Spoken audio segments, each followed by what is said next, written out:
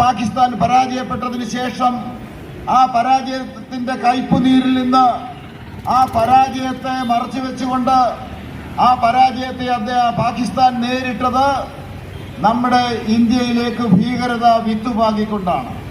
യഥാർത്ഥത്തിൽ ഇന്ത്യയിലെ ഭീകരത വിത്തുപാകിയത് 1971 ഇന്ത്യയുടെ പ്രധാനമന്ത്രി ഇന്ദിരാഗാന്ധിയും അതേപോലെ പാകിസ്ഥാൻ പ്രധാനമന്ത്രിയും ചേർന്ന് ഷിംല കരാർ ഉണ്ടാക്കി. ഞാനിത് സൂചിപ്പിച്ചത് ഈ 71